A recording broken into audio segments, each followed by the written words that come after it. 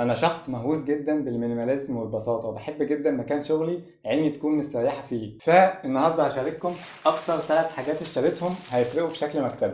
اول حاجه كنت محتاج اشتريها هي الماوس باد دي. انا دايما كنت بزهق من فكره ان الماوس باد صغيره والماوس بيخرج منها، وانا بحب ايدي تبقى حره في الحركه كده. ففضلت ادور لحد ما لقيت الماوس باد الجميله دي، كبيره وحلوه كده وعليها خريطه العالم، فما ترددتش ان اشتريها. وسعرها كان 250 جنيه. وعاوز اقول لكم انها فرقت جدا في شكل المكتب، واللي هتشوفوه في اخر الفيديو. شلت كل حاجه من على المكتب، بعدين حطيتها وحطيت الشاشه، الكيبورد، الماوس. تاني منتج بقى انا كنت محتاجه جدا، لان سماعتي كبيره ودايما عامله زحمه على المكتب كده، فاشتريت هيدفون ستاند رايقه جدا شكلا وسعرا. سعرها 110 جنيه. خاماتها مش احسن حاجه ومش اوحش حاجه، يعني حاجه افريج كده. تالت حاجه بقى قد تبدو بديهيات، بس هي فعلا مهمه قوي. انا حاجات كتير كنت بشتريها بتكون ليها فيشه بمدخل خاص، وتحولت فجاه اني عمال اشتري في مشتركات وفيش كتير، لحد ما اشتريت الفيشه دي. فيشه فيها كل المداخل اللي في الحياه، وتريح دماغك بقى وما تدورش. اي حاجه هتشتريها هتنفع معاها. انا حتى اشتريت 2 والله عاوز اشتري كمان، يعني في الاستوديو ماشي، في المطبخ ماشي، شحن الايفون ماشي، دنيا تانية. طبعا الحاجات دي فرقت جدا في شكل المكتب، وبكده المكتب اتحول من الزحمة دي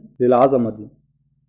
وحقيقي انا اي حاجة بتخلي الدنيا ابسط واشيك انا دايس فيها، ومن ساعة ما جبتهم وانا حابب اقعد على مكتبي لمدة اطول من غير زهق ولا ملل. بس كده، لو اول مرة تشوفني اشترك في القناة وخش خد لفة فيها، هتلاقي حاجات كتير هتعجبك. واعمل لايك للفيديو. اشوفكم الفيديو الجاي. سلام.